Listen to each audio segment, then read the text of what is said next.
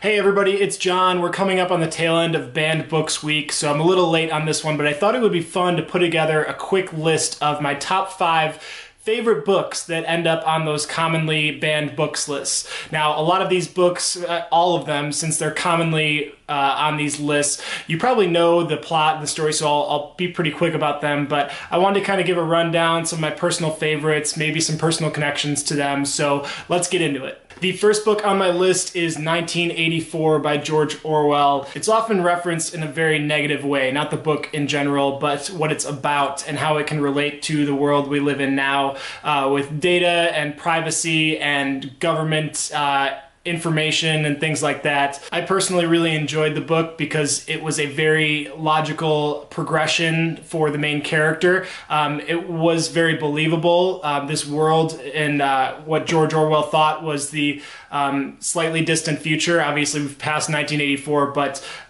it was eerily believable. You could feel yourself in the situations that Winston, the main character, was in as he was speaking with O'Brien or these other characters, and you find yourself thinking, like, would I make the same decisions as he would? Would I stand up for myself? Would I do something different? And I found myself, in a very scary place where I was saying to myself, no, like I would be doing the exact same things Winston would be doing. It's a very scary society that they live in, but essentially Winston didn't have a choice in a lot of the things that he did and went through.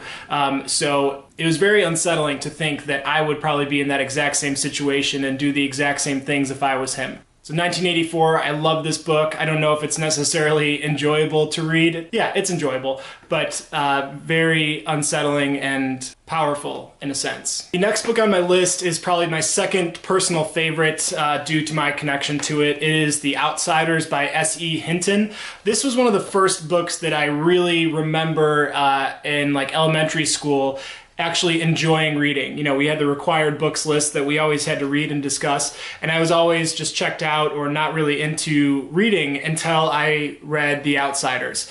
I found myself really connected to it. I was reading it 4 or 5 times afterwards, even way beyond after we discussed it and we were on to the next book. But I just have really fond memories of reading this book and connecting to Ponyboy and Soda Pop and the whole gang. When things go a bit too far, you really feel for the guys and what they're going through. So I absolutely love The Outsiders. It's one of my favorite all-time books, so obviously it had to be included on this list. Moving on to number 3 of my top 5 favorite commonly banned books is, of course, Slaughterhouse-Five by Kurt Vonnegut. Very cliche, I know. It's an extremely popular book. That's probably why it's on this list. I came into Vonnegut pretty late, just a few years ago, and my partner is a very big fan, so we have like a million Vonnegut books. Yeah. There's the stack. It's a good amount, right? So working my way through that stack, I obviously started with Slaughterhouse-Five, probably his most popular work, and it is bizarre, it's hilarious, it's probably one of the most famous anti-war books out there. I think it was written probably 50, 60 years ago by now. It still holds up as an absolutely timeless classic, hilarious, thought-provoking. Yeah, Slaughterhouse-Five. The second to last book on my top 5 favorite banned books is going to be The Great Gatsby by F. Scott Fitzgerald. You've seen the movies, I'm sure you've read the book, so I won't go into details about the plot, but another really enjoyable, fun book with a somewhat, sad decline as the book goes on, as you learn more about the Gatsby character. It is a timeless love story and a story that makes me want to go back to that wild, crazy jazz age where they're all like dancing and drinking cocktails and wearing suits and stuff. I really enjoy this book. It's always, it's probably on my top 10 all-time favorite list.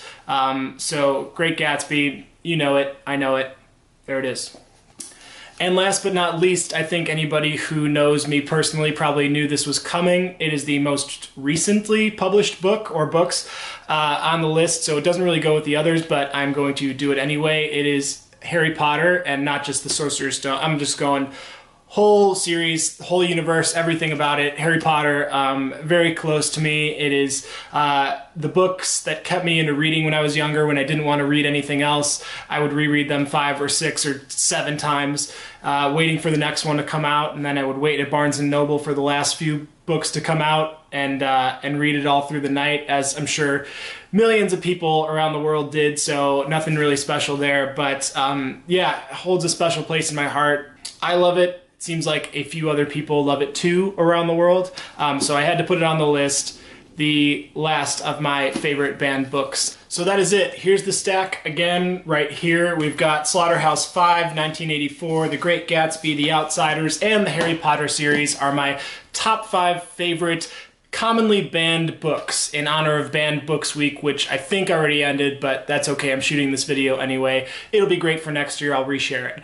But thank you guys very much for watching. I would love to hear from you if you love or hate any of these books or all of them. If you've got some favorites as well, some classics or some new ones, let me know in the comments. Make sure to subscribe, and I will see you for the next video. Thank you very much.